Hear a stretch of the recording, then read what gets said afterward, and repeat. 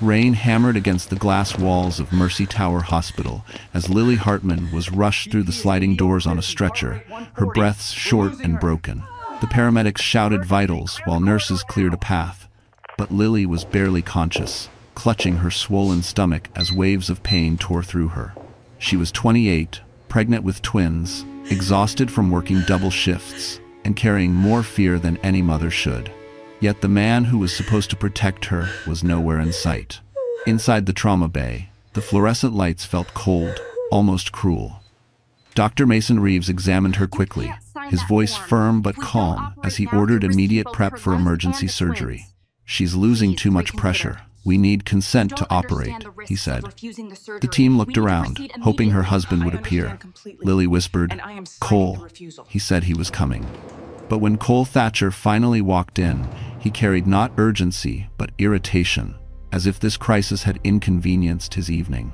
He didn't look at her first. He looked at the digital board showing the estimated surgical cost. Then he pulled out his phone, scrolling through notifications with a bored sigh. "Is this really necessary?" he asked. "She was fine earlier, Doctor."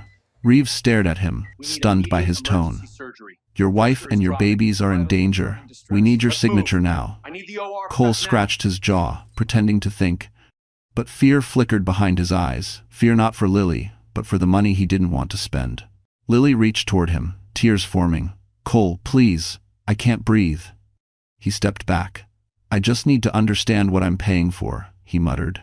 A nurse couldn't stop herself from whispering, "Sir, this isn't a store receipt." But Cole ignored her. He asked again about the cost, the risks, the chances of survival, as if he were calculating a business deal, not deciding the fate of his family. Then he did the unthinkable. He grabbed the clipboard, scanned the consent page, and signed the box marked "Refuse Surgical Intervention." The entire room froze. Dr. Reeves's jaw clenched. Lily's eyes widened in horror, her voice cracking as she tried to sit up. "Cole, why?" He didn't answer. He just tapped his phone and walked out, leaving Lily gasping for air as alarms began to sound. Staff rushed in, voices rising, machines beeping wildly, and just as the chaos peaked, the elevator doors slid open, revealing a man in a dark military uniform, his expression carved from steel. No one recognized him at first, but his presence shifted the entire room, as if authority itself had walked in from the storm outside. Nurses straightened instinctively, and even the monitors seemed to quiet. He removed his gloves slowly, eyes fixed on Lily, studying her face with a mix of disbelief and rising fury, as though he were looking at someone he had spent a lifetime searching for before. He stepped forward and said something that made every person in the room go silent. Cole Thatcher didn't walk out of Mercy Tower Hospital because he was overwhelmed or terrified. He walked out with the confident stride of a man who believed he had solved a problem. Outside, the storm slapped against his face as he hurried toward his black Toyota, checking his phone with hands that trembled for reasons unrelated to love. Notifications lit the screen, missed calls from loan sharks, messages from anonymous numbers demanding repayment, and, buried between them, a text from Savannah Quinn that made him smirk. "Did you talk to insurance?" she wrote, followed by a heart emoji. Cole typed back, handling it. "Everything's going to work out." In truth, everything was coming apart. He had blown their savings on online gambling, convinced he could flip a small win into a fortune. Instead, he ended up owing $180,000 to men who didn't care about excuses. For weeks, he had hidden the letters, the threats, the late-night calls. Lily had noticed his anxiety, but she was too sick and too exhausted to imagine the truth. Cole saw her weakened body as an exit, a way to escape the wolves closing in on him. If she didn't survive the birth, the life insurance payout would clear his debts and open the future he thought he deserved. He didn't know he had been watched. As he reached his car, a figure in a black raincoat stepped from the shadows. Cole flinched. It wasn't a loan shark, but Dr. Mason Reeves. The doctor's eyes were sharp, almost accusing. "You left awfully fast," Mason said. Cole forced a laugh. "Family emergencies. You know how it is." Mason stared at him for several seconds, then replied, "Your wife's condition is deteriorating. We needed your consent. You gave us something else." Cole shrugged as though discussing a spilled drink. "I trust your judgment. Do what you think is right." But the doctor didn't move aside. Rain poured between them like a curtain. You didn't even ask if the babies are okay, Mason said. Cole bristled. The doctor's tone was too calm, too controlled, the kind a man uses when he already knows the truth. Cole pushed past him, muttering something about calling later. Mason watched him leave with the unsettling certainty that something about this husband was deeply wrong. Back inside the hospital, Lily's monitor alarms echoed through the corridors. Nurses rushed to stabilize her, but panic spread. Dr. Reeves called for immediate preparations despite the lack of proper consent. He stepped into the hallway only to see the military commander again, the stern, broad-shouldered man whose presence had frozen the entire emergency bay. The commander was speaking quietly with a nurse, pointing at Lily's chart, and every staff member looked at him with a mixture of respect and fear. Mason approached. "Sir, I don't know who you are, but—" The man turned, revealing eyes filled with a fury so controlled it felt colder than the rain outside. "I'm Adrian Wolf," he said, "and that woman in there is my sister." Mason froze. "But her paperwork—" "I don't care what her paperwork says," Adrian snapped, his voice low but lethal. "I recognize the necklace. I recognized her face. I lost her once, and I won't lose her again." Before Mason could respond, an alarm blared louder than before. A nurse burst from Lily's room, shouting, "Her blood pressure is crashing. We're losing her." The hallway outside Lily's room vibrated with tension. Nurses sprinted back and forth, monitors beeped in frantic rhythms, and the storm outside banged against the windows like fists demanding to be let in. Adrian Wolf stood completely still in the middle of it all, his jaw locked, his gloved hands clenched as if restraining a lifetime of fury. For 30 years, he had believed his little sister died in a house fire. He had mourned her as a 3-year-old lost to tragedy. Yet here she was alive, fighting for her life, and the man who vowed to protect her had abandoned her in the most brutal way possible. Adrian felt something rip open inside him, something he had buried under discipline and rank. The same instinct that had made him a commander, the instinct to protect, now roared like a beast. Dr. Mason Reeves hurried beside him. "Commander Wolf, her pressure keeps dropping. We can't wait for paperwork. We need consent from immediate family." Adrian didn't hesitate. "You have it." Mason studied him. "Sir, legally." Adrian pulled out a worn leather wallet and showed the small, aged photograph he carried for decades. It showed a little girl with dark curls wearing the same droplet-shaped necklace Lily had on her chest. "This was taken 3 weeks before the fire," Adrian said quietly. "That necklace was custom-made. There is only one." The doctor swallowed, the truth settling heavily. "You're really her brother." "I am," Adrian answered. "And that means you go in there and save her." Before Mason could respond, Lily's monitor let out a long, piercing alarm. Nurses shouted, "She's losing consciousness." Adrian rushed to the doorway, stopping just before the sterile zone. Through the glass, he saw Lily's pale face turn ghost-like, her lips trembling as she whispered something no one could hear. A nurse leaned close and repeated it out loud. "She's asking if her babies are alive." Adrian felt his throat tighten. Mason stormed into the room, barking orders. "Get epinephrine ready! Move! Move!" But chaos spread faster than action. A line kinked, a monitor flashed, a nurse slipped trying to adjust equipment. Adrian's eyes darted around the room, assessing the disarray, the panic, the precious seconds wasting away. It was the kind of moment he had trained his whole life to handle, except this wasn't a battlefield. This was blood of his blood. He forced himself not to break protocol and step inside, but he couldn't stay silent.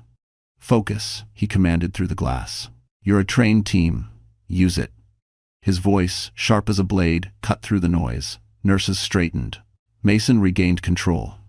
A new rhythm settled, swift, purposeful, controlled. "We're intubating now," Mason announced. "Prep for emergency C-section." Adrian's breath stilled. C-section meant danger for Lily, and for the twins who weren't ready to enter the world. A nurse ran out of the room to grab surgical supplies. Adrian stopped her. "Tell me the truth," he said. "Can she make it?" The nurse hesitated, eyes shimmering with worry. "She's very weak. One of the twins has almost no oxygen flow. If we don't move fast," her voice broke, "we might lose all 3. Those words detonated inside Adrian. Lose all 3. Lose Lily again. Lose children he had never met. Lose the last piece of family he had.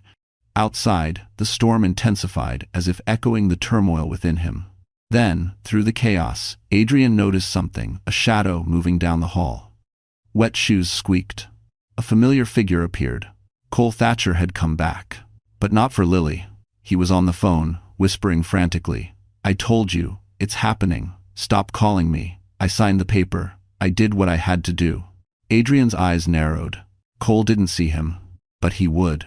Because in the next few seconds, Adrian Wolfe started walking toward him, each step heavy with a fury that could break a man in half. And Cole finally looked up, just as Adrian reached him.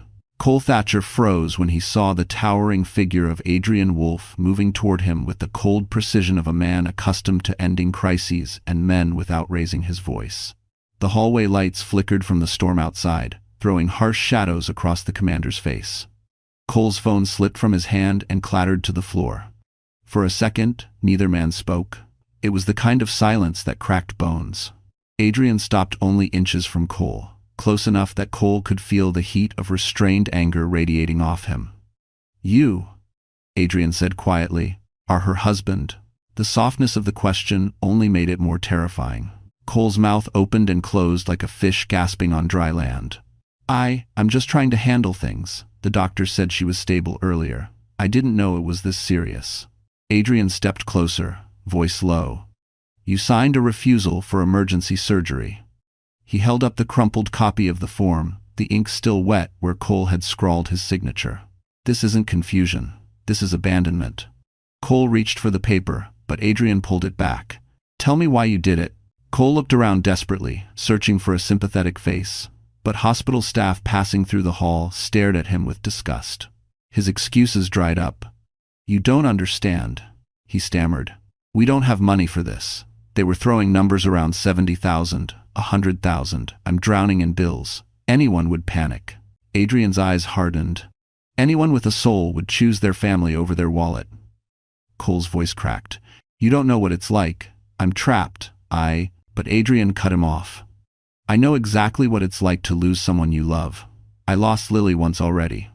He leaned in slightly. "I will not lose her again, especially not because of you."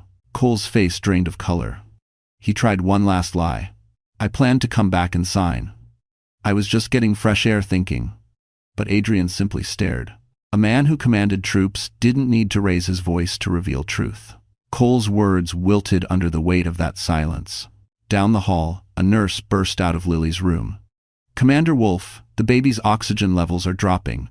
We need to take her to surgery right now." Adrian turned instantly, but before he followed, he said to Cole, "Stay here." It wasn't a suggestion. But Cole, being Cole, did the opposite. As Adrian strode toward the surgical area, Cole slipped away toward the elevators. His footsteps quickened. He needed to get out, needed to distance himself from whatever was happening. He whispered under his breath, "If she dies, the insurance solves everything. If she lives, the debt kills me." His phone buzzed again. Savannah's name lit the screen. He didn't answer. He pushed the elevator button repeatedly, panic making his hands shake. He didn't notice the receptionist watching him. She whispered into a small phone, "Commander Wolfe? He's trying to leave." Adrian appeared seconds later. The elevator doors opened. Cole stepped forward only to find Adrian's hand blocking the door. The commander's voice was calm, steady. "Leaving while your wife is dying?" Cole's throat tightened. I'm going to get food. I haven't eaten. I need to think straight." "You've done enough thinking," Adrian said. "You're staying." Cole swallowed hard. "You can't force me." Adrian leaned in, his voice low but edged with ice. "You're right. I can't force you. But I can make sure every doctor, every nurse, every officer who walks by knows exactly what kind of man you are." Cole's chest rose and fell rapidly. He stepped back from the elevator, defeated. Adrian motioned toward the waiting chairs. "Sit." Cole obeyed. A moment later, Dr. Reeves rushed down the hall, shouting, "Commander Wolfe, we're moving her. This is it. She's fading fast." Adrian turned to follow him, and Cole whispered something under his breath that would change everything. Cole's whisper slithered into the air like poison. Adrian heard it, even over the alarms and rushing footsteps. "If she dies," Cole muttered to himself, "at least something good comes out of it." Adrian stopped cold. He turned his head slowly, his face carved from stone. Cole froze under the weight of that stare. But before Adrian could confront him, Doctor. Mason Reeves called out again. Commander, we're losing both babies' heartbeats. We need to go now. The urgency in his voice tore Adrian away from the moment. He would deal with Cole later. For now, Lily and the 2 lives she carried came first. Adrian sprinted down the hall beside the medical team as they rushed Lily on a gurney toward the surgical wing. Her skin looked almost translucent, drenched in sweat, lips pale and quivering, tubes tangled around her like vines. Her breaths came in weak, shallow pulls. The storm outside thundered, shaking the windows, matching the war inside Adrian's chest. Stay with me, Lily, he whispered, keeping his hand near hers even though he couldn't touch her inside the sterile zone. I found you once. I'm not losing you now. The team burst through the double doors of the operating room. Nurses scrambled, prepping instruments. A surgical tech adjusted the overhead lights while Dr. Reeves barked orders with controlled authority. Blood pressure? Dropping. Fetal heartbeats? One barely detectable, one fading fast. Adrian watched through the observation glass, his fists clenched so tightly his knuckles blanched. The red surgery in progress light flashed above the doors. Everything inside him screamed to break through, to take over, to save her with his own hands. But here, he had no power except his presence and his will. Inside the OR, Lily's eyes fluttered open for a brief second. She turned her head slightly toward the window, toward the shape of Adrian watching her. Mason leaned down. Lily, can you hear me? Her lips trembled. My babies, please. We're doing everything we can, Mason assured. As anesthesia took hold, Lily whispered one last word, Adrian's name, before slipping under completely. Then the operation began. Scalpels moved. Machines beeped with ruthless urgency. Mason and 2 surgeons worked around Lily's fragile body with precision and speed. Sweat dripped down Mason's forehead behind his mask.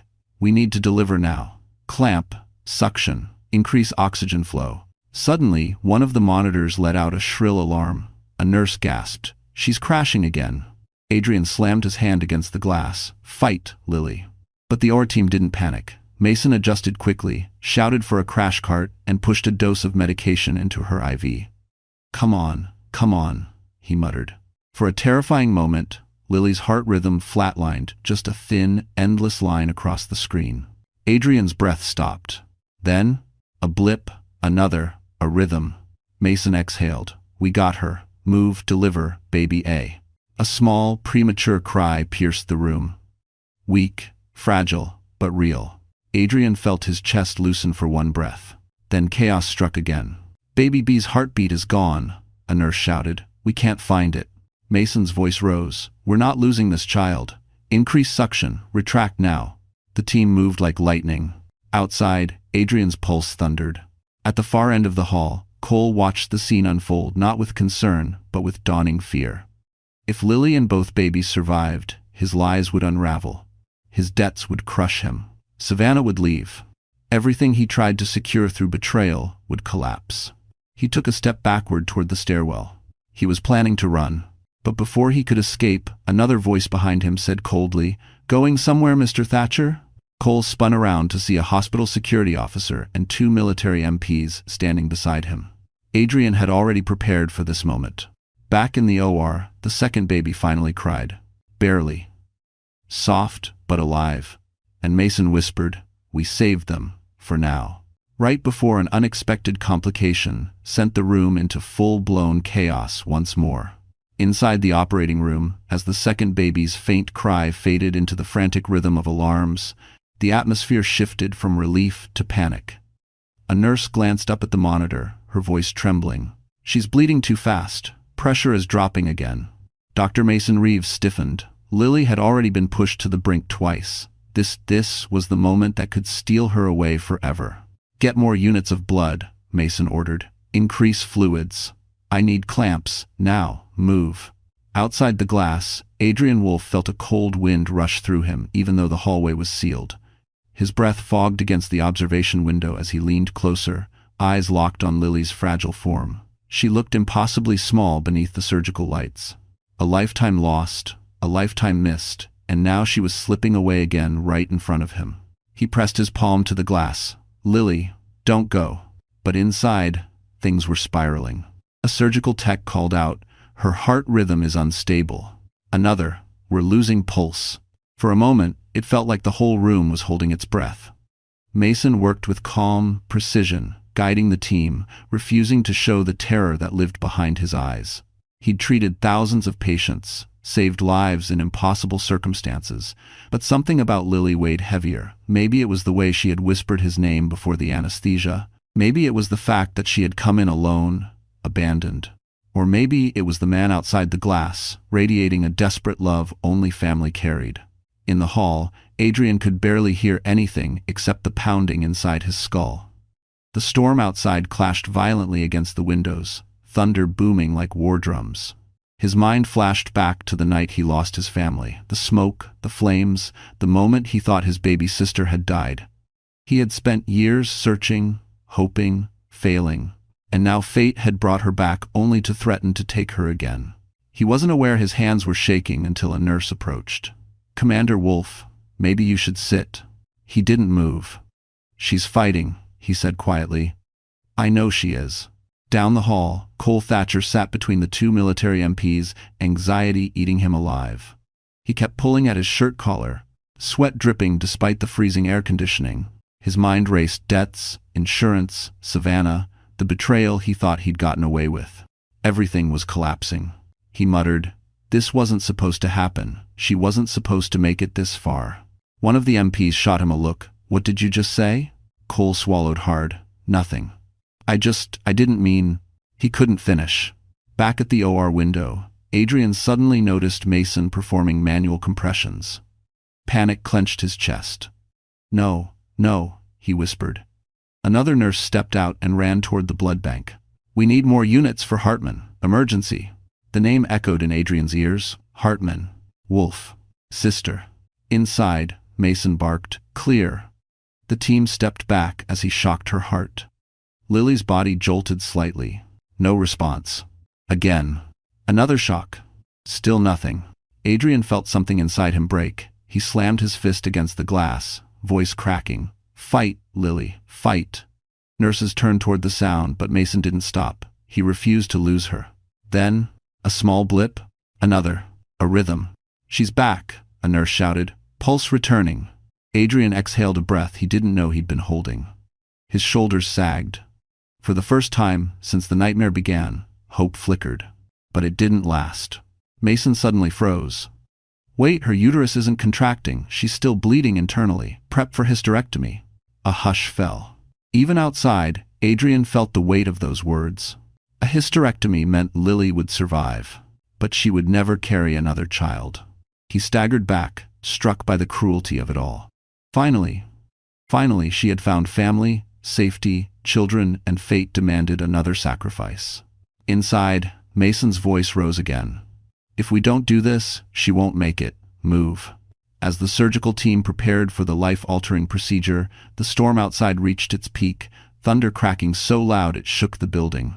And down the hall, Cole whispered a sentence that made the MP beside him stiffen. "If she can't have more kids, that insurance better be worth the trouble." He didn't know the MP had turned on his body cam. And he didn't know Adrian was walking toward him, having heard every word. Adrian Wolf moved toward Cole Thatcher with the slow, deliberate steps of a man who had crossed battlefields and survived them. But this betrayal cut deeper than any wound he had ever taken. The storm outside roared, shaking the windows along the surgical wing, but it was nothing compared to the storm rising inside him. Cole sat stiffly between the MPs, trying to look composed, but the tremor in his leg betrayed him. He saw Adrian approaching and paled, like a man watching his own sentence walk toward him. "You said something," Adrian said, voice low but carrying the weight of judgment. "Say it again." Cole tried to laugh it off. "Look, man, you're taking things out of context. I'm stressed. Anyone would say stupid stuff." Adrian stepped closer. "You said if she can't have more kids, the insurance better be worth it." Cole's breath caught. The MP to his left shifted, body cam light blinking red. Cole suddenly understood he wasn't just trapped, he was recorded. "I didn't mean it like that," he whispered. "You don't get it." "No," Adrian replied. "You don't get it. You don't get what love looks like, or loyalty, or basic humanity." Cole tried to stand, but the MP pressed him back into his seat. Adrian leaned forward just enough for Cole to feel the heat of anger radiating off him. You left her to die. You signed her life away. And now you sit here worrying about insurance?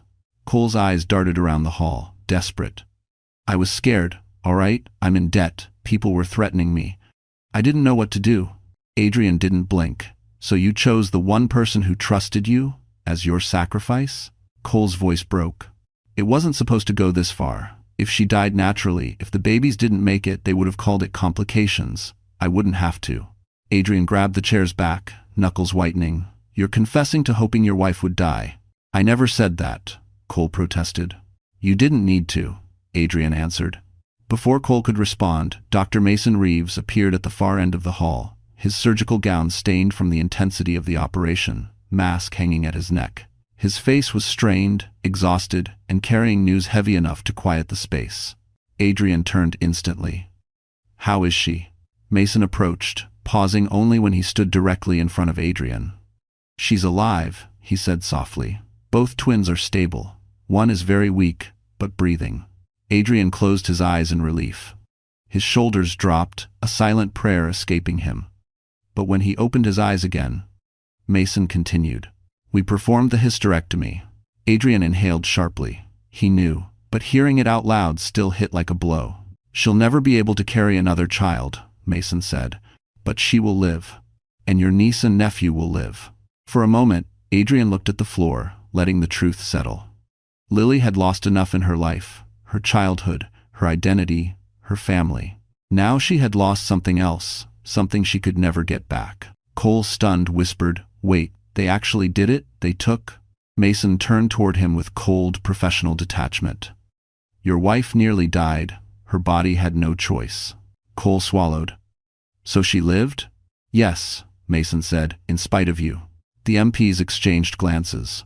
Cole slumped deeper into the chair, panic rising in his throat. Everything he'd gambled on was slipping through his fingers. Meanwhile, Mason touched Adrian's shoulder. She's in recovery. She'll need someone she trusts when she wakes, someone who's on her side. Adrian nodded. Take me to her. But before he followed, he turned back to Cole, who was shaking now, realizing his world was collapsing. Adrian spoke calmly, with a finality that made the air vibrate. You wanted her gone. He paused. Now you're the one who's finished. And as he walked away, the MPs received a call that would seal Cole's fate. Evidence of fraud, recorded threats, and the insurance investigation had officially begun. The recovery room was dim, quiet, and warm, the complete opposite of the storm still raging outside. Machines hummed steadily, their soft rhythms echoing like distant heartbeats. Lily lay unconscious, pale but alive, her chest rising and falling under a light hospital blanket. Her hair clung damply to her forehead, and her hands trembled slightly from the trauma her body had endured. Yet, even in weakness, there was something peaceful about her. Something unbroken. Adrian Wolfe stood at her bedside, his posture rigid, but his eyes softer than anyone in the hospital had seen. He removed his gloves, placed them on the small table beside her, and brushed a strand of hair away from her forehead with a gentle touch that contrasted sharply with the fierce commander everyone else knew. For a moment, he allowed himself to breathe, to feel something other than fear or rage. This woman, the sister he hadn't seen since she was 3, was alive, and he would make sure she stayed that way. Dr. Mason Reeves entered quietly, holding a tablet. He hesitated, watching the scene, then stepped closer. She'll wake soon, he said softly. Her vitals are stable, but she's weak. The blood loss, it will take time to recover. Adrian nodded. Then, after a long pause, he asked, What about the babies? Mason's face warmed with a rare smile. Both are in the neonatal unit. Baby A is breathing on his own. Baby B, your niece is small, but fighters run in your family, Commander. Adrian let out a breath he didn't know he was holding. I want to see them when she wakes. Not before. Mason nodded with respect. She'd want that. Silence settled between them. Then Mason shifted slightly, eyes lowered. There's something I need to tell you, before she wakes.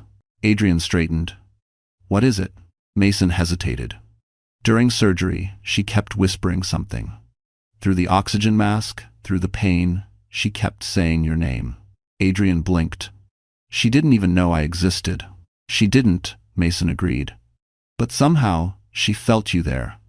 Like her body recognized you before her mind could. A lump formed in Adrian's throat, one he refused to acknowledge. "She's stronger than any soldier I've ever trained," he murmured. Before Mason could reply, Lily's fingers twitched. Then again. Her eyelids fluttered, struggling against the weight of sedation. Adrian leaned in instinctively. "Lily, Lily, it's Adrian. I'm here." Her eyes opened, unfocused at first, then slowly sharpening. She blinked several times, studying the man above her. "Adrian?" she whispered, voice raspy. He nodded, swallowing hard. "Yes, I'm your brother." Her eyes filled instantly with tears, confusion, relief, disbelief, all flooding at once. "I thought I didn't have anyone." "You do," Adrian said. "You always did. I never stopped looking for you." A single tear rolled down her cheek. "My babies? They're alive," Adrian assured. "Safe, fighting, just like you." Her shoulders relaxed slightly, but then her expression twisted with something darker fear. "Cole, he said he'd be here. Did he?" Adrian's jaw tightened. "He's not coming into this room again." Before Lily could ask why, Mason stepped forward gently. "Lily, you need to rest. You're safe. Everything else can wait." But Lily shook her head weakly. "No. I need to know. He didn't sign, right?" Her eyes filled with dread. "He wouldn't let them save me?" Adrian took her hand carefully. "Lily, listen to me." She stared at him with fragile hope. "Cole tried to let you die," Adrian said quietly, carefully, truthfully, "but he failed. And now he will answer for everything." Lily gasped softly, a sound of heartbreak and betrayal deeper than any wound. She covered her face with trembling hands. "Why?" "I gave him everything." Mason touched her shoulder. "You don't have to carry this alone anymore." Adrian added, "You're not alone. Not ever again." Lily lowered her hands slowly, looking between the two men who had saved her life, one by blood, one by choice. Something shifted inside her at that moment. She wasn't just a victim. She wasn't just a wife abandoned. She was someone worth fighting for. Someone who would rise. And Cole, a man who had gambled her life, had no idea what was coming for him. Because Lily Hartman was about to reclaim everything he tried to steal. Lily Hartman spent the next several hours in recovery, drifting in and out of consciousness as the effects of surgery slowly faded. The storm outside eased into a steady drizzle, the first sign of calm after the chaos that had nearly taken her life. But inside her chest, a very different storm began to rise, quiet, controlled, and fueled by something she hadn't felt in a long time. Resolve. Adrian sat beside her, arms crossed, posture protective. He didn't speak unless she initiated, giving her space to breathe, to think, to process. "Doctor." Mason Reeves checked on her often, adjusting her medications, explaining her condition gently so she wouldn't feel overwhelmed. But every time Mason spoke, Lily saw something behind his eyes, concern, warmth, a softness that didn't belong to a doctor alone. She didn't understand it yet. Not fully, but she felt it. Hours passed. Lily eventually asked to sit up, even though her body trembled with the effort. Mason helped adjust the bed, his hands steady on the controls.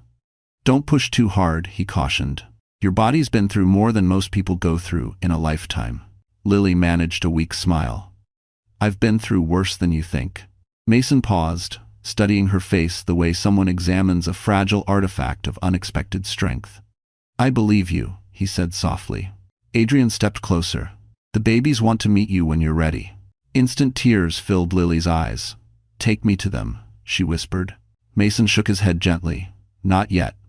You need to stand first, even if only for a few seconds." It sounded impossible. It felt impossible. Her body screamed exhaustion, her legs felt like rubber, and every breath reminded her of what she had lost. But something deeper than pain pushed her. She had 2 newborns waiting on the other side of that hallway. 2 little souls who had fought with her. Adrian and Mason helped her swing her legs over the side of the bed. Her feet touched the cold floor, her knees buckled immediately, but both men caught her before she fell. "Again," Lily whispered, gripping Mason's arm. "You don't have to prove anything," Mason murmured. "Yes," Lily said, breathless. "I do. I need to walk to them. Even if it's just 1 step." She tried again. This time, her legs held shaking, but holding. Adrian steadied her from one side while Mason supported the other. Lily closed her eyes, inhaled slowly, and whispered to herself, "For them." Then she took a single, trembling step. Mason exhaled sharply, as if witnessing a miracle. Adrian's grip tightened with pride. Lily's voice cracked. "I can do it. I can go to my babies." She took another step, and another. Every inch felt like a mile, but she moved forward. Toward motherhood. Toward survival. Toward a future she had almost lost. But before they reached the neonatal unit doors, a voice echoed from down the hall, sharp, angry, familiar. Cole Thatcher. He was arguing with security, face red, hair wild from stress. "I have rights. She's my wife. You can't keep me from seeing her." Lily froze, breath stopping in her chest. Adrian stepped forward instantly, blocking her from view. "Stay behind me." But Mason didn't move. He stayed by her side, steady, protective. Security tried to calm Cole, but he only grew louder. "She owes me a conversation. She owes me the truth. You don't understand, my life is falling apart because of her." Lily's hands curled into fists. For the first time since waking, her voice carried strength. "No, Cole," she said. The hallway fell silent. Cole turned, shock splintering across his face. He hadn't expected her to be standing. He hadn't expected her to be alive. He hadn't expected her to be strong. Lily stepped from behind Adrian, leaning on Mason for balance but keeping her chin high. "You didn't lose your life because of me," she said, her voice trembling but clear. "You lost it because of what you chose." Cole stared at her as if seeing a ghost. "Lily, you were supposed to." He stopped before finishing, and that was enough. Adrian moved toward him. Mason stayed beside Lily. This moment, this shift, was Lily's first step toward reclaiming her power. And for the first time, Cole realized she wasn't the same woman he had tried to bury. The hallway felt charged with electricity the moment Lily Hartman spoke. Her voice soft, shaken, but unmistakably alive, cut through Cole Thatcher's rant like a blade. He turned toward her slowly, as if his mind couldn't process what he was seeing. The wife he had tried to abandon, the woman he assumed would die quietly so his debts would disappear, was standing in front of him, pale, trembling, barely held up by Dr. Mason Reeves but alive, and strong enough to face him. "Lily," Cole whispered, You're walking?" She steadied herself against Mason's arm.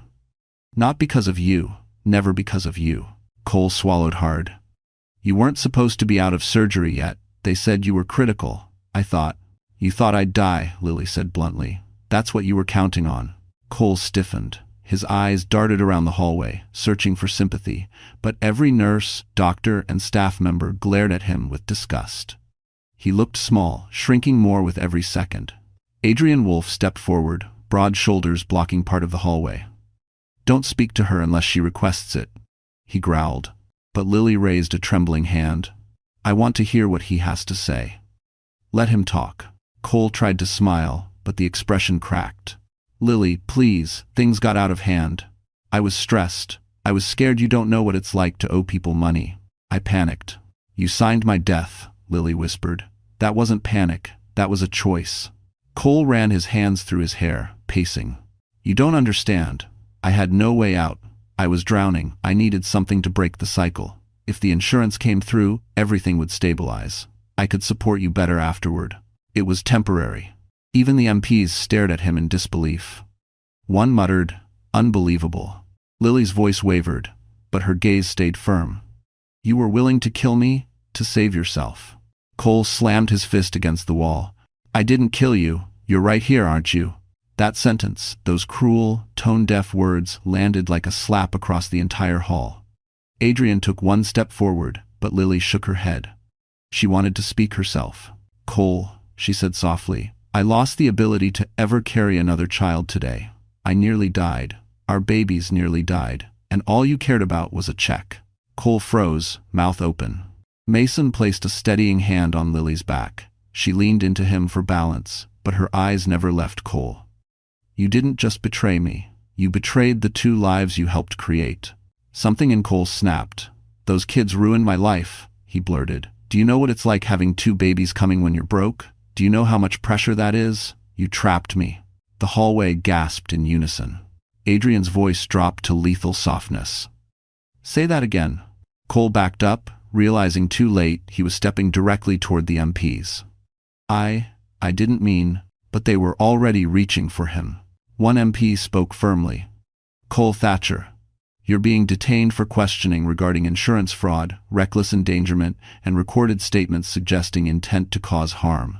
Cole panicked. "No, no, no, you can't arrest me. I didn't do anything." "You tried," Adrian growled. As the MPs cuffed him, Cole turned one last desperate look toward Lily. "Baby, please, you know I love you. Tell them I'm not a bad person. Tell them." Lily stared at him, really stared, as if seeing the truth for the first time.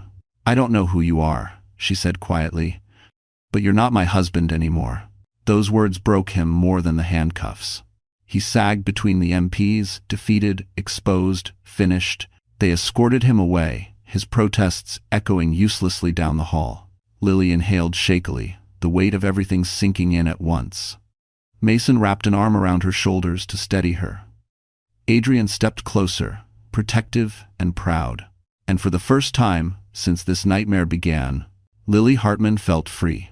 The moment Cole Thatcher disappeared around the corner, dragged between two stone-faced MPs, the entire hallway felt 10 degrees warmer. It was as if the building itself took a breath it had been holding since Lily Hartman was rushed in on a stretcher. But for Lily, the shift was deeper, like a door inside her had opened for the first time in years, letting in air she hadn't known she was suffocating without. Her legs shook violently beneath her, the adrenaline draining away. Mason tightened his arm around her back. "Easy," he murmured. "You've pushed far beyond what your body can handle. Let's get you seated before you collapse." Lily nodded, her throat tight. She hated how weak she felt physically, but emotionally, mentally, something powerful was budding inside her, something she hadn't felt since childhood. Strength, freedom, identity. Adrian stepped in front of her, offering his hand. His usually stern expression had softened with something almost fragile relief. "Let me carry you," he said gently. "You don't have to stand another second if it hurts." But Lily shook her head. "I need to stay on my feet. Just for one more minute." Adrian exchanged a look with Mason, one of respect, not disagreement. Mason didn't try to convince her otherwise.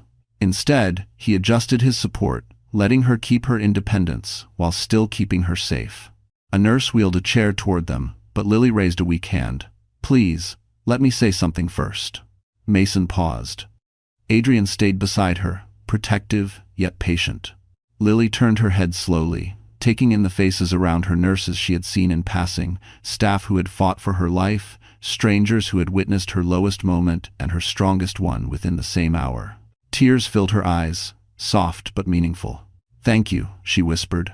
"All of you, for saving me, for saving my babies." One nurse stepped forward, blinking back emotion. "You saved yourself, honey. We just helped." Another added, "You're one of the bravest mothers I've ever seen walk through those doors." Lily's lip trembled. She had never thought of herself as brave. She had only thought of surviving. But sometimes, she realized, those were the same thing. Finally allowing herself to sit, she lowered into the wheelchair with a sharp breath. Mason crouched in front of her, adjusting her IV line. Their eyes met her exhaustion, his concern, and something unspoken passing quietly between them. "You didn't have to hold me up back there," she murmured, "but you did." Mason's voice dropped to a softness she hadn't heard from him before. "I wasn't going to let you fall. Not today. Not ever again if I can help it." Adrian cleared his throat softly, not out of jealousy but acknowledgement. Lily didn't see it, but Mason did. Then Adrian stepped closer. "Lily, before we go see the babies, there's something I want you to know." She looked up, eyes tired but focused. "I spent 30 years thinking you were gone," Adrian said, his voice steadier than she'd ever heard it. "I looked for you in every city I traveled to. Every crowd. Every child that reminded me of you. I told myself that if I ever found you, I wouldn't lose you again." Lily's breath caught. Adrian knelt beside her, not as a commander, not as a soldier, but as a brother. Her brother. "Your family," he said quietly. "You're safe. And I'm not going anywhere. Not now. Not ever." Lily's tears fell freely now, but they were different from the tears she cried earlier. These felt like healing. Like promises kept after decades of pain. She reached for Adrian's hand. He squeezed it gently. Then Mason touched her shoulder. "Are you ready to meet your babies?" A soft, trembling smile broke across Lily's face, the first real smile she'd shown since entering the hospital. Yes, she whispered. Take me to them. And as they pushed her wheelchair toward the neonatal unit, none of them knew that another twist, one that would change everything again, waited just behind those glass doors. The neonatal intensive care unit glowed with soft blue lights, the kind designed to keep newborns calm and shielded from the harsh world waiting outside. As the automatic doors slid open, Lily Hartman felt her heartbeat shift too fast, too full, too fragile. Adrian walked beside her wheelchair with protective weight, while Dr. Mason Reeves pushed slowly, giving her time to breathe, to steady herself, to prepare for the moment she'd nearly died for. Inside the NICU, 2 small incubators stood close together, each surrounded by wires, monitors, and the gentle hum of machines keeping her newborns safe. Nurses moved quietly, almost reverently, acknowledging Lily with warm smiles. One stepped forward, a kind-looking woman with soft eyes. "Mrs. Hartman," she whispered, "would you like to meet your son and daughter?" Lily's breath hitched. "Yes," she whispered, her hands trembling uncontrollably. "Yes, please." Adrian placed a hand on her shoulder. Mason crouched beside her, steadying her as emotions shook her entire frame. Lily wasn't afraid of breaking, she had already been broken. What terrified her was the fear that all of this wasn't real, that she would blink and wake up in a world where her babies never made it. The nurse led them to the first incubator. "This is baby A," she said softly, "your son." Lily leaned forward, gripping the sides of her wheelchair. And there, he was tiny, delicate, wrapped in tubes and warmth, but alive. His chest rose and fell with fragile determination. A tuft of dark hair curled against his forehead. His tiny hand twitched, as if reaching for something only newborns could sense. Lily's tears fell instantly. He's perfect," she whispered, barely breathing. Adrian wiped his eyes before anyone noticed. "He looks strong," he said hoarsely, "just like you." Mason leaned closer. "He stabilized faster than we expected. He's a fighter." The nurse smiled. "Would you like to touch him?" Lily gasped softly. "Can I? With all the tubes?" "2 fingers, gently through the port," the nurse instructed. Lily slid her trembling hand inside. When her fingertip brushed her son's palm, his tiny fingers curled around her with surprising strength. She sobbed quietly, raw, grateful, overwhelmed. "Hi, sweetheart. Mommy's here." Even Adrian had to look away.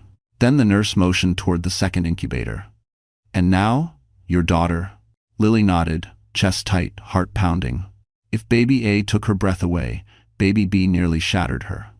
The little girl was even smaller, her skin translucent, her breaths barely visible. A soft knitted cap, pink and white, covered her fragile head.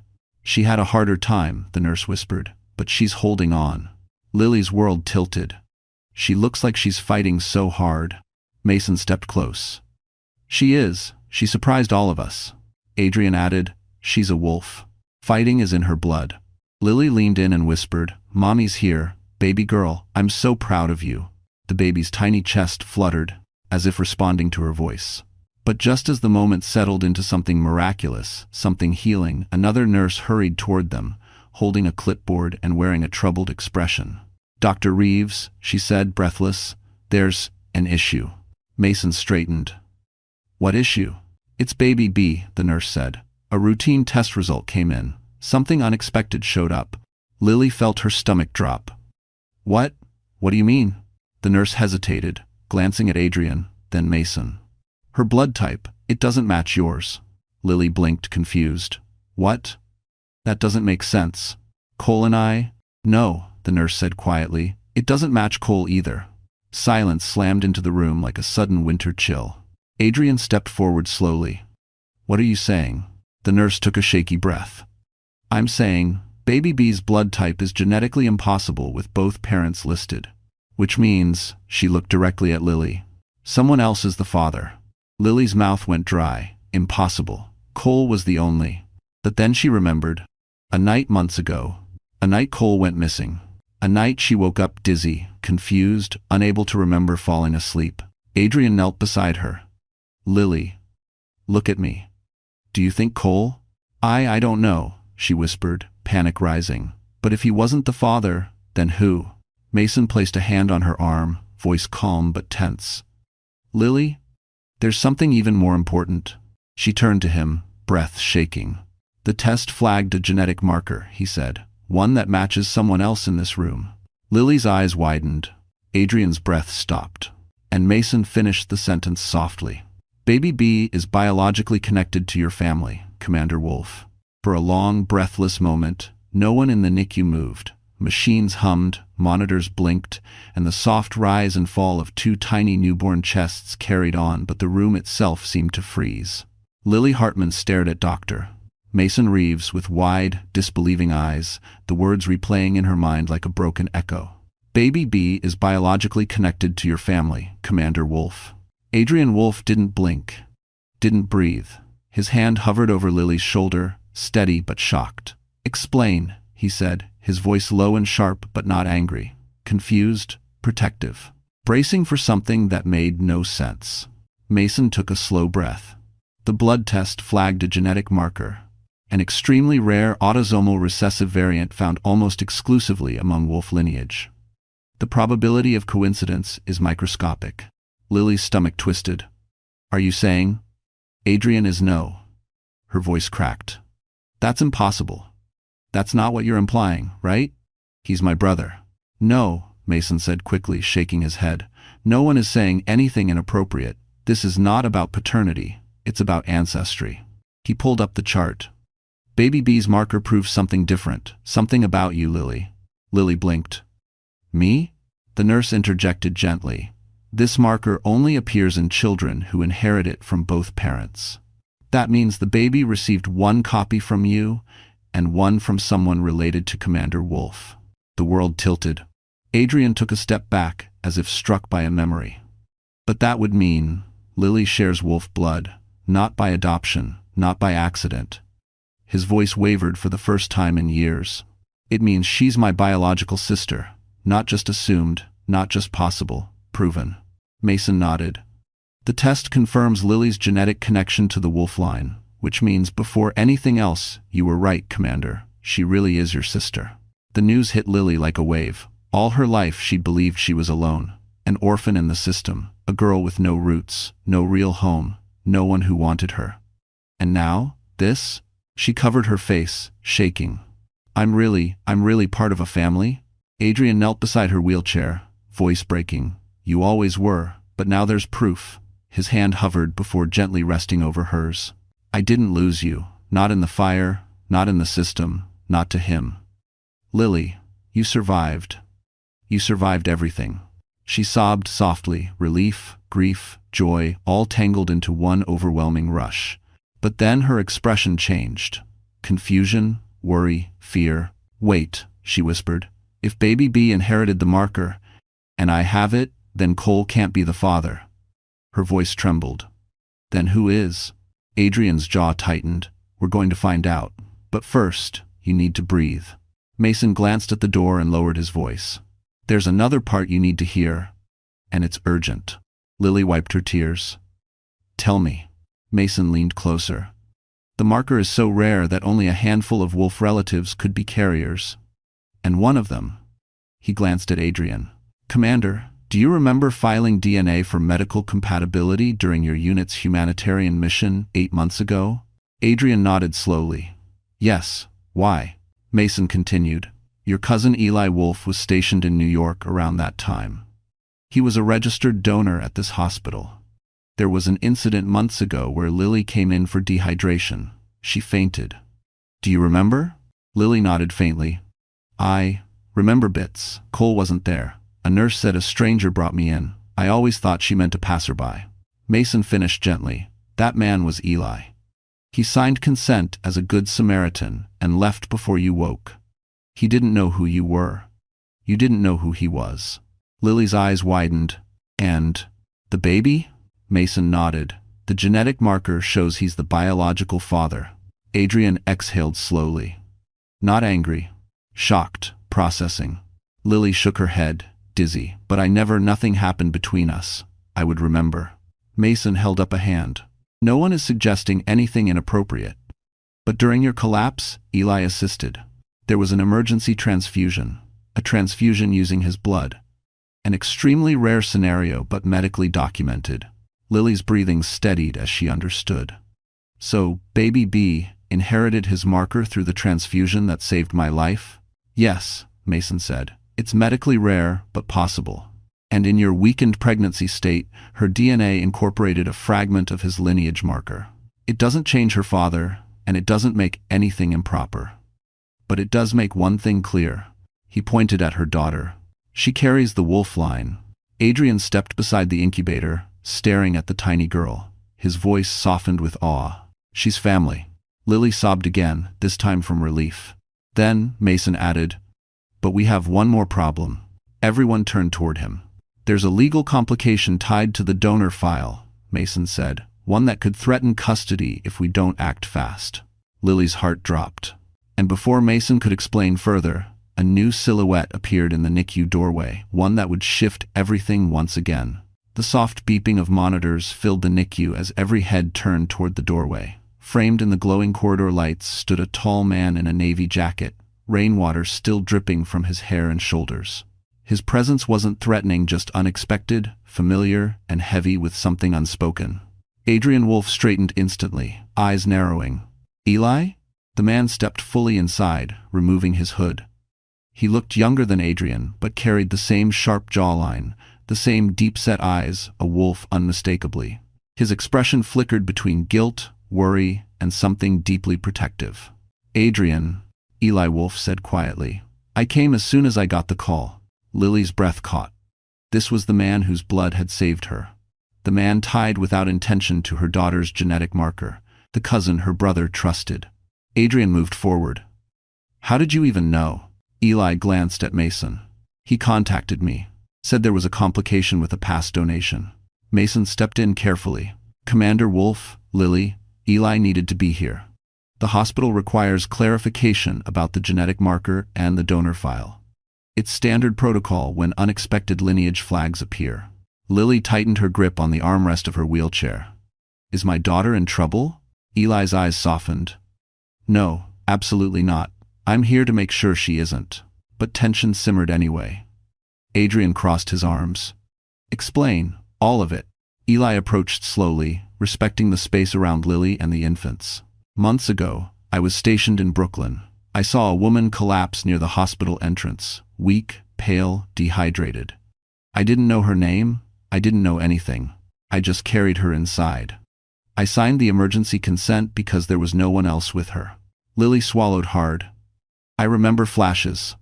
Someone holding me upright. Someone telling me I would be okay. That was you. Eli nodded. The doctors needed a compatible donor for a fast transfusion, and I happened to match. I left before you woke, figured you had people who'd show up. I didn't think I'd ever see you again. His eyes drifted toward the tiny girl in the incubator. When Dr. Reeves called me an hour ago, I almost didn't believe it. Adrian exhaled sharply, tension leaving his shoulders. So the genetic marker was accidental. Yes, Eli said firmly. I would never cross a line with a patient, a stranger, or, his gaze flicked to Lily, respectful, especially not the mother of newborns. Lily let out a breath she hadn't realized she'd been holding. A weight lifted, but only for a second. Mason cleared his throat, bringing back the seriousness. There's still the legal issue. Eli immediately stepped closer. And that's why I'm here. The donor file wasn't confidential, it listed my name. Because of that, Child Protective Services flagged baby B's test results. Adrian stiffened. Flagged? Why? Mason handed him a tablet. They're questioning whether the newborn might have a second paternal claim due to the genetic marker, despite it being medically unrelated to conception. They don't understand the science, and with Lily's near death and Cole's arrest, they're being overly cautious. Lily felt her chest tighten. They think she doesn't fully belong to me? Mason shook his head.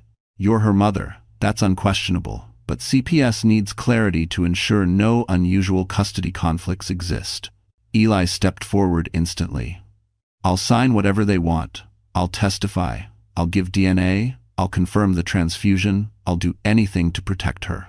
Lily looked up at him, this stranger who had unknowingly saved her life and touched her child's lineage.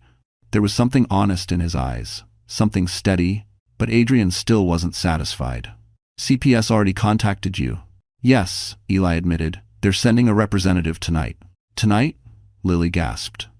I'm barely awake from surgery. I haven't even held my babies yet. Mason crouched beside her. We're not going to let anyone take advantage of your condition. We'll protect you. Adrian placed a hand on her shoulder. I won't let anyone threaten what's yours. You have my word. Lily's voice shook.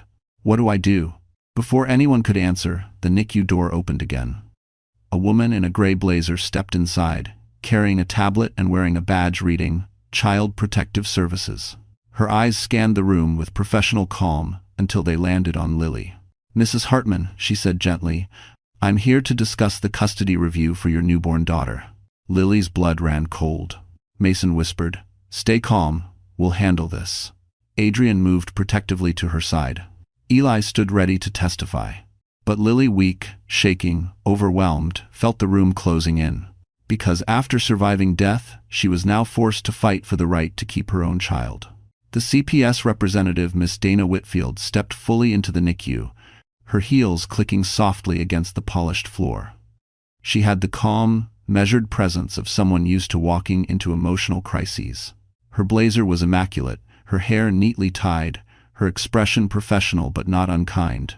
Still, her appearance alone made Lily's heart pound. This wasn't a doctor. This wasn't family. This was someone with the power to decide her children's future. Dana approached slowly. Mrs. Hartman, I know this is a difficult moment. I'm not here to cause harm. I'm here because protocol requires us to evaluate certain irregularities in your newborn's genetic screening. Lily gripped the armrests of her wheelchair until her knuckles whitened. Irregularities? She whispered. I don't understand. Dana opened her tablet. Baby B's marker flagged a potential genetic inconsistency that raised questions regarding paternal lineage. When combined with your medical emergency, the absence of a stable father, and the arrest of Mr. Thatcher, it creates a situation we must review. Adrian stiffened. Review? What exactly? Dana didn't flinch. Custody, stability, safety, long-term placement. Lily felt as if someone had struck her chest. You think I'm unfit? Dana softened slightly. I didn't say that. But you're here, Lily said, voice trembling. And my daughter's been alive for only hours. I haven't even held her. Please, please don't take her from me. Mason stepped forward. Miss Whitfield, this woman nearly died to protect her children. Her husband abandoned her during surgery. She's the victim here, not the threat. Dana nodded. I'm aware of Mrs. Hartman's medical condition, but my job is to follow the guidelines. And until we clarify all inconsistencies, especially the genetic link to a donor, Eli cut in firmly, that donor is me, and I'm here to clarify everything. Dana turned to him. Mr. Wolf, your presence confirms what the report suggested, that you have biological compatibility with the child. We need to determine whether this connection implies paternal claim or medical contamination. Lily's panic rose again. She's my baby, she whispered. Please don't talk about her like she's something that can be moved around. Dana nodded with genuine empathy. Mrs. Hartman, I'm not here to take your children. I'm here to ensure legal clarity before we finalize their birth certificates. Adrian stepped closer, his presence commanding the space. What do you need to close this case? Dana turned her tablet to him. Documentation from the hospital confirming the transfusion, DNA verification, and a statement detailing the exact circumstances of the collapse months ago. I'll provide all of that, Eli said quickly. And I, Mason added, will sign every medical statement required. Dana nodded. Good, that will help. But there's still the matter of Mr. Thatcher. Lily's heart stuttered. Cole? He's gone. He's under arrest. Which complicates the custody record, Dana explained. We must legally determine his future rights or lack thereof. Until then, I have to interview you, Mrs. Hartman. Lily's breathing grew shaky. Right now, I can barely stand. Dana's expression softened. That is exactly why we need to evaluate your stability and support system. Adrian stepped in immediately. She has a support system. She has me. Mason added firmly, and me. Eli nodded. And whatever else is needed. Dana looked between the three men, surprised at the unified wall of protection surrounding Lily. If that's true, she said, then this interview will go smoothly. Mason pulled a chair over for Dana. Adrian moved closer to Lily, placing a steadying hand on her shoulder. She closed her eyes briefly, drawing strength from the contact.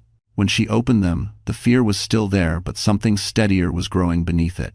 "All right," Dana said quietly. "Mrs. Hartman, are you ready?" Lily swallowed hard and nodded. "Yes, I'll answer everything." "First question," Dana said, scrolling her tablet. "How would you describe your emotional state as the custodial parent?" Lily took a fragile breath, then spoke with surprising clarity. "I'm exhausted.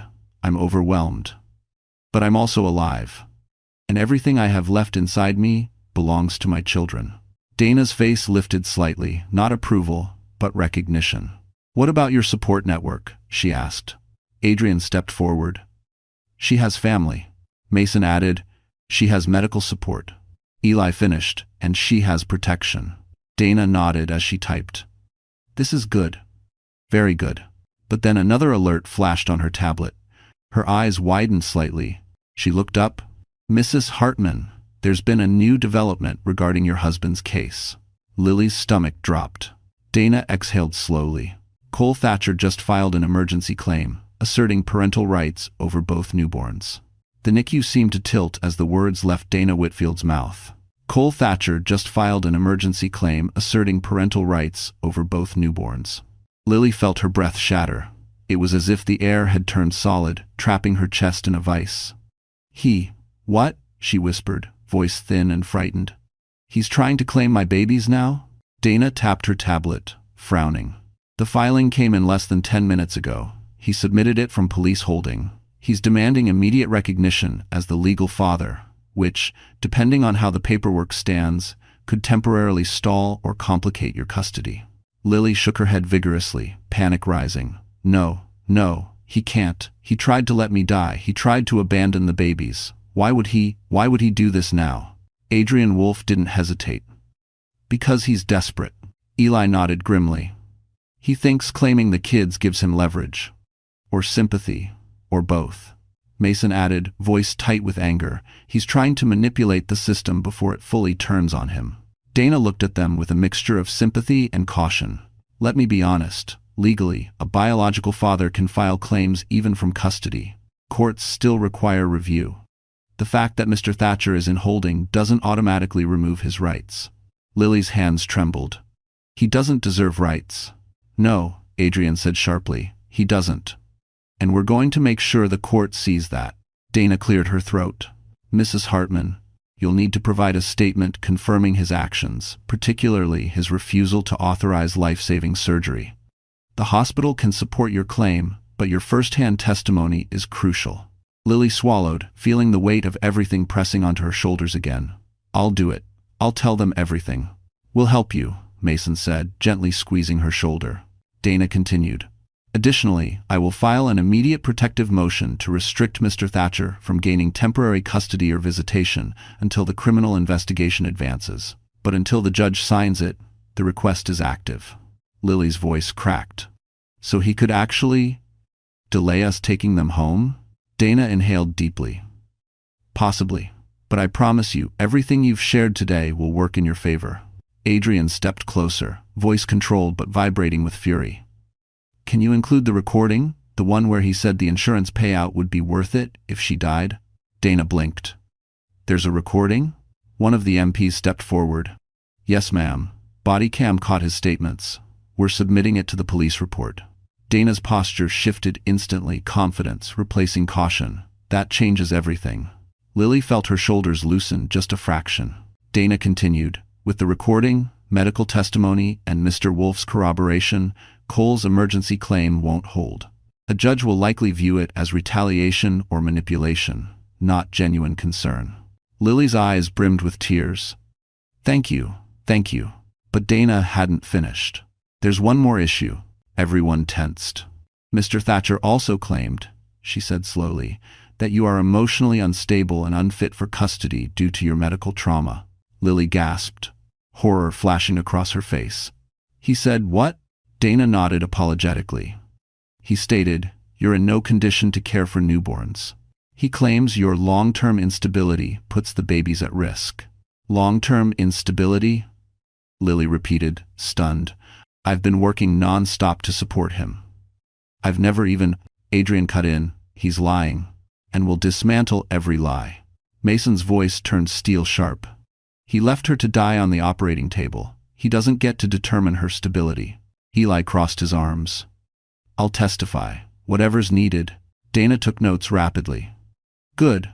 I'll need all statements in writing within the next 48 hours. Lily wiped her tears, chin trembling but lifting. I will tell the truth. Every part of it. Dana gave her a reassuring nod. Once the protective motion is filed, you'll have full custody. But until then, I need you to stay calm and let us handle the legal side. Lily exhaled shakily. I'll try. Dana offered a small smile. You're doing better than you think. Then she turned toward the door. I'll start drafting the emergency restriction order immediately. As soon as Dana left, the room eased slightly, but noticeably. Mason knelt before Lily, his gaze warm. You didn't break during surgery. You didn't break facing him in the hall. You're not breaking now. Adrian stood tall behind her. He doesn't get to win, not this time. Lily inhaled deeply, looking at her babies, tiny fighters who needed her more than anything. I won't let him take anything else from me, she whispered. But as she said it, a sudden beep from Baby B's monitor broke the moment. The nurse rushed over. Mason's face paled. Adrian moved instantly. Lily felt her heart crack. Baby B's oxygen levels were dropping fast. The moment Baby B's monitor began wailing, the air inside the NICU shifted from tense to catastrophic. A piercing alarm echoed through the quiet space. Red lights flashing above the incubator like warnings from fate itself. Nurses rushed in from both sides, the room erupting into frantic movement. Lily's entire body jerked. What's happening? What's wrong with her?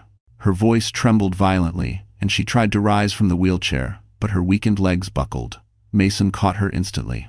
Easy, Lily. Stay seated. I've got you. But his eyes were fixed on the monitors, and the worry written across his face shredded her remaining composure. Adrian moved faster than thought. What's her oxygen level? A nurse responded quickly, 62, and dropping. Too low. Much too low. Another nurse lifted the infant gently from the incubator, carrying her with delicate precision to a warmer table. The tiny baby's chest moved in shallow, uneven bursts. She was fighting, but losing. Lily felt heat rise to her face and then drain from it all at once. My baby, my baby. Mason turned to her, kneeling so they were eye level. Lily, listen to me. We are going to help her. She's small, but she's a fighter. You have to breathe with her. I can't lose her, Lily whispered. I just found her. Adrian moved beside Mason. His voice was steady, controlled, but she saw the panic flicker beneath. Lily, look at me. She tried, but her eyes kept darting toward her daughter's limp body. Mason and the team saved you, Adrian said firmly. They saved your son. They will save her too. But Lily wasn't hearing logic anymore, only fear.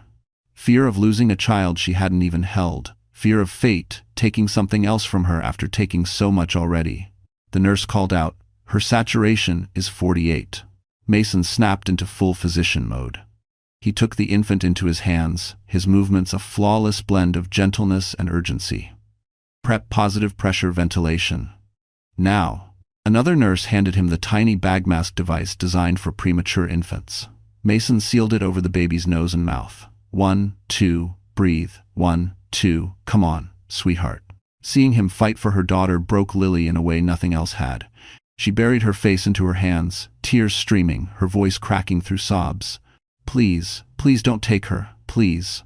Adrian crouched beside her, gripping her shaking hands. Lily, you're not alone. I'm right here. I'm not going anywhere. She sobbed harder, leaning into him for strength she no longer had. Then, a small whimper, barely audible, but real. Mason froze, then lifted his head. There, she's responding. The monitor blipped upward 52, 59, 68. Lily gasped and jerked toward the table.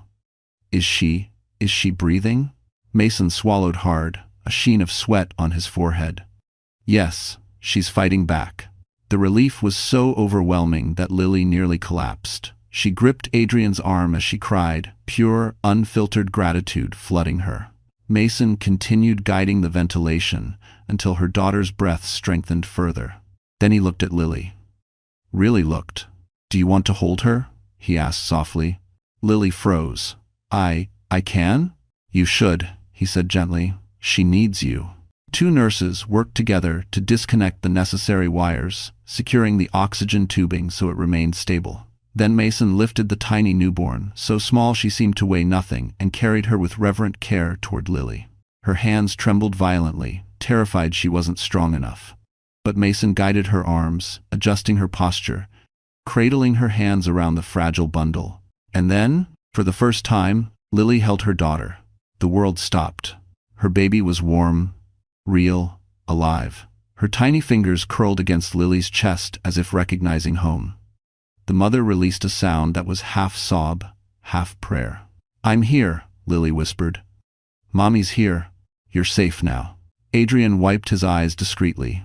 Eli stepped back, giving space but holding on to the railing for steadiness. Mason watched with a softness he didn't try to hide. "She stabilized the moment she heard your voice," he murmured. "She knew you." Lily looked up at him through tears. "Thank you. You saved her." Mason shook his head gently. "You did. She needed you." But before the emotional quiet could settle, Dana Whitfield re-entered the NICU holding her tablet with wide eyes. "Mrs. Hartman, Adrian, we have a problem." Everyone tensed again. Dana swallowed. Cole's emergency claim triggered an automatic alert to the hospital system. He named someone else in his filing. Lily's grip tightened on her daughter. "Who?" Dana hesitated. He named Eli Wolf as a supposed affair partner. The room exploded with shock. Even Eli stepped back. "What? That's not," Dana continued. "He's trying to frame this as a custody scandal to discredit you. And the judge wants an immediate hearing first thing tomorrow morning." Lily felt herself go cold. She had survived surgery, survived betrayal, survived nearly losing her daughter. But now, she had to face a courtroom battle against a desperate man willing to destroy anyone to save himself. The NICU lights reflected off polished floors, as if the whole room had been dipped in tension. Lily Hartman clutched her daughter tightly against her chest, her fingers trembling but protective, as Dana Whitfield repeated the words none of them ever expected to hear. "Cole Thatcher named Eli Wolf in his filing. He's claiming you two had an affair."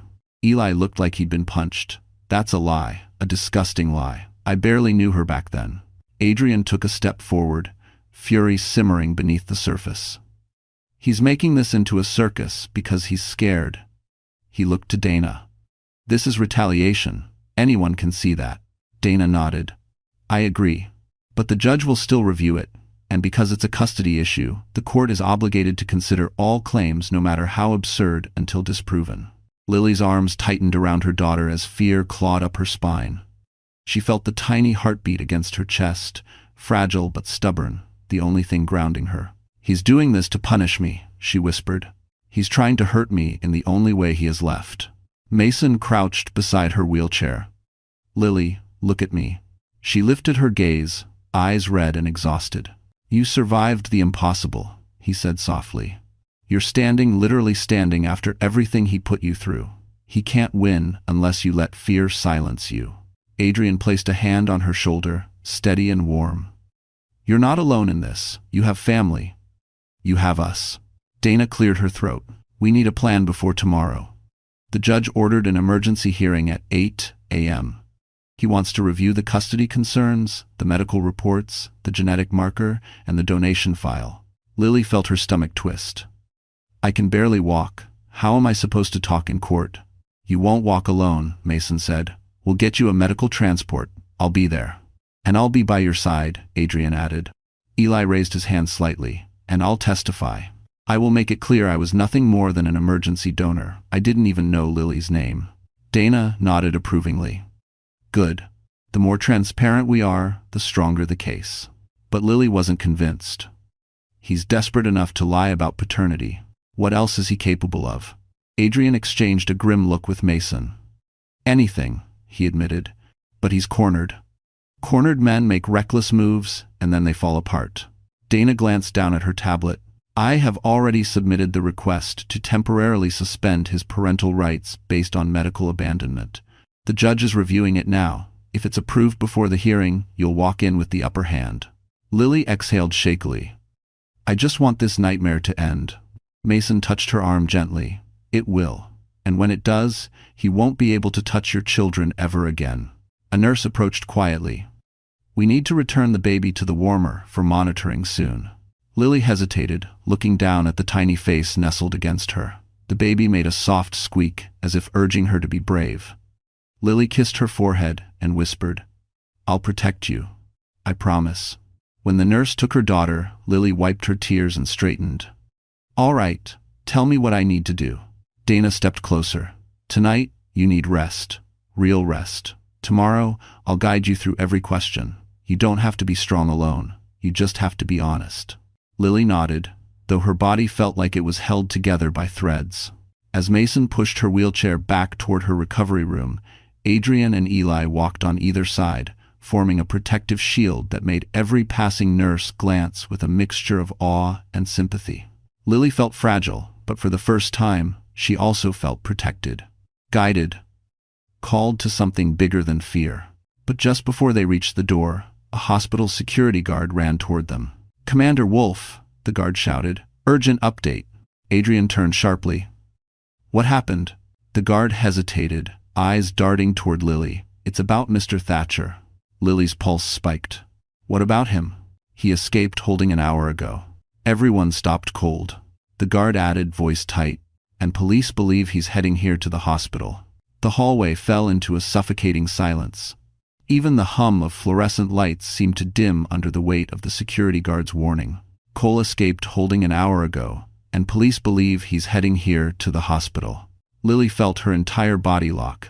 Fear rippled through her like cold water, tightening every muscle and stealing her breath. No, he can't. He wouldn't come here. Not after everything. Adrian's stance changed instantly, shoulders squared, jaw clenched, eyes sharp as steel. He stepped forward with the commanding presence that made seasoned soldiers stand straighter. Where's security positioned? The guard responded quickly. We've locked down the main entrance and emergency wing. Police are setting up outside, but it's a storm. Visibility is low. If he's desperate enough, he'll try any access point. He is desperate, Adrian muttered. That's what makes this dangerous. Mason placed a hand on Lily's shoulder, grounding her. She was trembling so violently he feared she might faint. Breathe, he whispered. You're safe. We won't let him get near you. Eli moved closer too, scanning the hallway as if expecting Cole to appear at any moment. If he's coming here, it's not for the babies. It's for leverage. Or revenge. Revenge, Lily whispered, her voice thin. Because I'm alive. Adrian knelt beside her wheelchair, eyes level with hers. Listen to me, Lily. He is no longer your problem. He doesn't control you, and he will not touch you or your children ever again. She swallowed, but her throat felt tight. What if he tries to take them? What if he gets past security? Then he'll face me, Adrian said, his voice calm but edged with authority. I'm not letting anything happen to you. Dana Whitfield stepped forward, professional mask slightly cracked by concern. Mrs. Hartman, we must move you to a secure room until the police apprehend him. Court protocol allows protective relocation in cases of imminent threat. Adrian nodded. Good. Take her to the maternity safe wing. Only authorized passcodes get through. Mason tightened his grip on the wheelchair handles. I'll take her myself. Lily shook her head suddenly. Wait, my babies. I can't leave them. Not now. A NICU nurse hurried over. We'll secure the nursery. Additional staff and security are already stationed inside. Your babies will not be left alone. Tears filled Lily's eyes. Please, stay with them. Don't let anyone near them. You have my word, the nurse said. Adrian rose. Eli, stay here near the NICU. If Cole shows up anywhere near this wing, alert security and me immediately. Eli nodded. He won't get past us. As Mason began pushing the wheelchair toward the protected maternity corridor, Lily turned her head back toward the NICU one last time. Please be safe, she whispered to her newborns, voice trembling but full of love. But before the group reached the secured hallway, the overhead intercom crackled a voice from security. All units be advised, the west stairwell alarm just triggered, possible unauthorized entry. Lily's breath caught. He's inside? We don't know, the intercom responded. Stay in place until officers sweep. Adrian's posture snapped into full command mode. Eli, protect that stairwell. Mason, get Lily to the safe room. Dana, stay close, no exceptions. Mason pushed faster, his face tight with worry. "We're almost there, Lily, just a few more steps." But the farther they moved down the dimmer hallway, the heavier the air felt. The hum of the lights seemed too loud, the quiet too unnatural. Every corner looked like a shadow waiting to move. Lily clutched the blanket draped across her lap. "Please, please don't let him reach us." Mason leaned down, his voice warm despite the tension. "Lily, look at me." She forced her eyes up. "You survived him once, you'll survive him again, because this time you're not alone." Before she could reply, a crash sounded from the end of the hallway. Something metal hit the floor. Footsteps fast, frantic, echoed toward them. Dana gasped. Mason spun the wheelchair around. Adrian came sprinting from behind, hand outstretched. "Move," Adrian barked. "Get her inside the safe room now." The footsteps grew louder, closer. A man's voice echoed through the hall, strained, breathless, eerily familiar. "Lily." Her blood turned to ice. It was him, Cole. But when the figure turned the corner, staggering into view, all of them froze. Because something was terribly wrong. Cole wasn't running toward them. He was stumbling, clutching his side. His shirt torn, wet with rain and something darker. His face was pale, wild, desperate. My God," Mason whispered. "What happened to him?" Cole collapsed to his knees. They're coming," he gasped. "Not just me. They want the babies." Lily's heart stopped. This wasn't just Cole anymore. Something far more dangerous had entered the story. Cole Thatcher crumpled to the floor like a broken marionette, rainwater dripping from his hair and clothes. He clutched his side, trembling, but Lily could see not blood, just bruises, dirt, and a ripped shirt. Nothing fatal. Nothing life-threatening. Just enough to show he'd been running, or running from someone. Adrian stepped forward instantly, blocking Lily with his body. "Cole, don't take another step. Who's coming? Who did this?" Cole's breaths came sharp and ragged. "The loan guys, the ones I owed money to. They followed me. They think I have the insurance payout. They think I already got it." Dana's eyes widened, but the insurance hasn't even processed. "They don't care," Cole snapped, panic rising. "They said if I didn't lead them to the babies, they'd terror." He stopped, shaking his head, terror filling his expression. "They think the kids are valuable leverage. I tried to outrun them. They're dangerous. You have to protect me." Lily's hands trembled on the blanket over her lap. "You endangered our babies." Again, Cole scrambled, slipping on the floor as he tried to reach her wheelchair.